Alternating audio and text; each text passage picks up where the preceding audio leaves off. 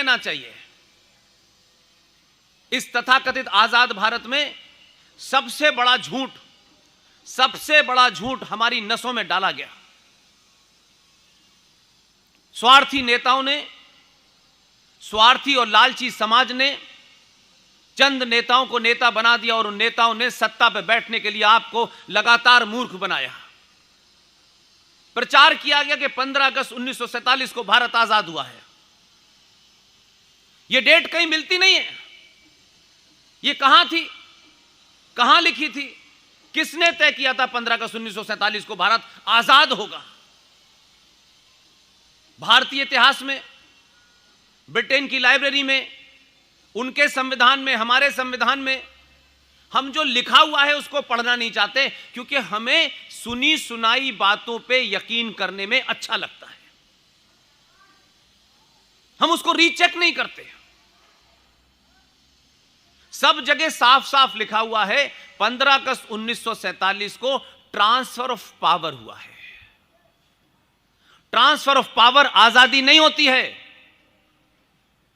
जो आपको power transfer करता है कुछ शर्तें और नियम बना के चला जाता है। नेताओं और बुजुर्गों ने हमको यह नहीं बताया कि जिस वक्त 15 अगस्त 1947 को यह ट्रांसफर ऑफ पावर भी हुआ था, उस वक्त भारत के अंदर भी एक अंग्रेज बैठा हुआ था, यहां भी फौजों का हेड अंग्रेज बैठा हुआ था और पाकिस्तान में भी बैठा हुआ था। उसने जाने से पहले इतने कानून और नियम वो बनवा के गया है कि आज तक आप उसे एक ढो रहे हैं सर पे रखकर। 1948 में जब कबायलियों की शक्ल में पाकिस्तानी सेना कश्मीर में घुसी, उस वक्त भी वहां एक अंग्रेज बैठा हुआ था, फौज का कमांडर, और यहां भी बैठा हुआ था। और हम 15 अगस्त 1947 को आजादी मिली, आजादी मिली, आजादी मिली, इसकी रट लगाए जा रहे हैं। भारत का संविधान बना, हम संविधान दिवस मनाते हैं, लेकिन संविधान को सर पे रख के चलना तो बहुत आसान काम है, लेकिन संविधान है क्या, उसको कभी पढ़ा हमने? हमारे लिए उस संविधान में क्या रास्ता है और क्या रास्ता वो लोग अपने लिए करके गए हैं जो आज भी दुनिया के जितने गुलाम देश हैं, जहां जहां अंग्रेजों ने राज किया, आप आने वाली नस्लें बार बार यह याद रखें कि हम गुलाम किसके थे। और यह गुलामी की पीड़ा, यह मन के अंदर तकलीफ हर नस्ल को पता चले, इसलिए सरकारों ने भी कोशिश की। और आपने सरकार सिर्फ इसलिए बनाई कि जीएसटी में छूट कितनी हो, इनकम टैक्स में छूट कितनी हो, पेट्रोल के पैसे कम हो जाएं, यह समाज उससे ऊपर उठा नहीं। जहां जहां इंग्लैंड ने राज किया, उसमें एकमात्र देश है भारत कि यहां राज भी किया। और क्योंकि समाज लालची था, हमारे ही लोग अंग्रेजों के साथ बैठ करके गोली चलवाते थे। हमारे लोगों ने ही हमारे ऊपर गोली चलाई। जलियांवाला बाग में अंग्रेज सैनिकों ने गोली नहीं चलाई। इसलिए आज भी इंग्लैंड के जितने भी वो देश जहां जहां उन्होंने राज किया, जाते जाते उन्होंने एक संगठन बनाया कि जितने भी गुलाम देश थे उन्हें यह हमेशा याद रहे, उनकी नस्लों को याद रहे कि तुम कभी इंग्लैंड के गुलाम थे। उन्होंने एक समूह बनाया जिसे हम लोग अंग्रेजी में कहते हैं कॉमनवेल्थ। कॉमनवेल्थ कंट्रीज, ये उन कंट्रियों का, उन देशों का समूह है जो अंग्रेजों के गुलाम थे। आज भी उन देशों की जो सर्वोच्च सत्ता है वो इंग्लैंड की रानी है और हम उसके सदस्य हैं। तो बच्चा अगर आपसे यह पूछे कि यह कॉमनवेल्थ क्या है, यह कौन से देशों का समूह है, तो हम अपने बच्चों को बताते नहीं हैं। इसलिए आज भी गुलामों का जो एक समूह है, आप उस गुलाम के समूह के सबसे बड़े मुल्क हैं। इतनी बड़ी आबादी वाला कोई उसके अंदर देश नहीं है। इस पे चर्चा नहीं हुई, यह मांग कभी हमारे मैनिफेस्टो में नहीं आई, क्योंकि हम अपने निजी स्वार्थों से ऊपर नहीं उठे। इसलिए देश ये सरकार आ गई, वो सरकार आ गई, अब ये नहीं हो रहा, अब वो नहीं हो रहा। ये दुनिया में पहला देश है जहां मेजॉरिटी कम्युनिटी ये कहती हो, और ये कहते में उसको ना पीड़ा होती है, न कुंठा होती है, न किसी इंफीरियरिटी कॉम्प्लेक्स का बोध होता है। 90 करोड़ समाज पूरी दुनिया में सुबह से शाम तक चिल्ला रहा है। सरकारें आपकी, संविधान आपका, पुलिस आपकी, सेना आपकी, और आप कहते हैं कि हमें समान नागरिक अधिकार चाहिए। समान नागरिक अधिकार की मांग अगर दुनिया में कोई करता है तो माइनॉरिटी करती है, जिन्हें मेजॉरिटी के बराबर के अधिकार चाहिए। लेकिन आपने 70 सालों में ऐसे नेताओं को, ऐसी व्यवस्था को मजबूत किया क्योंकि सबके निजी हित थे, सामूहिक हित था ही नहीं किसी का। इसलिए सरकारों ने आपको इतना बौना बना दिया है कि 90 करोड़ समाज इस देश में सबसे ज्यादा जीएसटी देगा, सबसे ज्यादा इनकम टैक्स देगा, संविधान को मानेगा, किसी भी प्रोटेस्ट में वो एक रिक्शे वाले तक को चोट नहीं पहुंचाएगा। लेकिन कुछ लोग ना जीएसटी देंगे, ना इनकम टैक्स देंगे, लेकिन रेलों में और बसों में आग लगा देंगे। और उनके अधिकार आपसे इतने ज्यादा हैं कि बहुसंख्यक समाज कह रहा है कि हमें जो माइनॉरिटी को, जो अल्पसंख्यक को अधिकार हैं, हमें उतने अधिकार दे दो। इससे बड़ी कायरता नहीं हो सकती।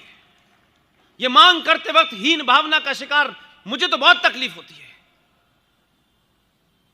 इसलिए आप भीड़ हैं 90 करोड़। आपकी बात आपकी सरकारें नहीं मानती। इसलिए नहीं मानती कि आपको लगता होगा कि सरकार में लोग जाते हैं और बदल जाते हैं। नहीं, ऐसा नहीं है। इसलिए नहीं मानती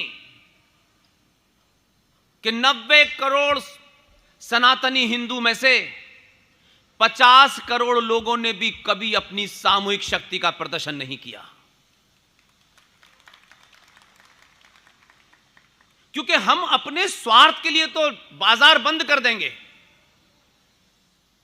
अपना नुकसान कर लेंगे, अपने स्वार्थ के लिए सड़कें रोक देंगे,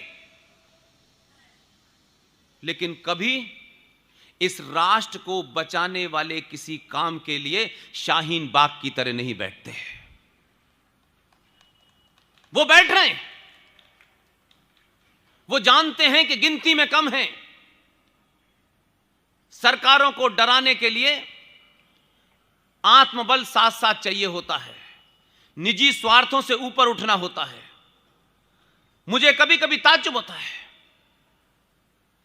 इतनी मांगें बहुसंख्यक समाज मांग करता है, उसको मांगना ही नहीं चाहिए। बहुसंख्यक समाज कुछ नहीं करना है। एक दिन सूरत से लेके हिंदुस्तान के हर शहर में, उसकी जात क्या है मैं नहीं जानता, एक कॉल दीजिए, 5 घंटे तक हिंदुस्तान की सड़कों पे सनातनी खड़े होकर के सिर्फ मंत्रों का उच्चारण करेंगे। करिए एक दिन। ना आपको श्री राम के मंदिर के लिए मांग करनी पड़ेगी, न बाबा विश्वनाथ के सामने जो कचरा रखा है उसे हटाने की मांग करनी पड़ेगी, न आपके खिलाफ संसद में पास किए हुए कानून को वापस लिया जाए इसकी मांग करनी पड़ेगी। आप 90 करोड़ हैं, लेकिन अलग अलग अपने अपने महलों में रह रहे हैं। वो जानते हैं कि उनके पास गिनती नहीं है। वो जानते हैं कि उनके पास इतनी ताकत नहीं है कि पार्लियामेंट के अंदर 350 एमपी भेज सकें। उन्होंने अपनी स्थिति को ध्यान में रख के वो रास्ता चुन लिया है जिससे वो जानते हैं कि सरकार को कैसे डराया जा सकता है। गुजरात के लोगों से मैं इसलिए कहना चाहता हूं कि आपने तो 15 साल उसके साथ काम किया है, आप उस मनोदशा को जानते होंगे। वो किसी संवैधानिक पद पर बैठा हुआ है, उसकी अपनी लिमिटेशंस हैं, और अब तो दुनिया भी चारों तरफ से उसके खिलाफ खड़ी हुई है, वहां भी उसकी कुछ सीमाएं हैं।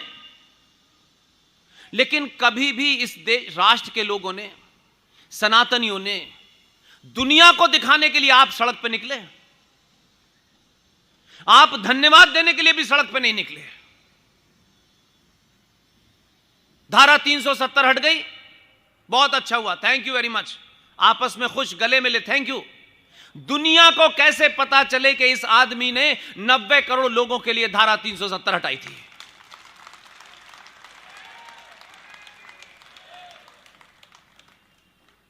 जिनके कारण लगाई गई थी, उनकी ताकत और आपकी ताकत में एक पैरेलल बताना चाहता हूं।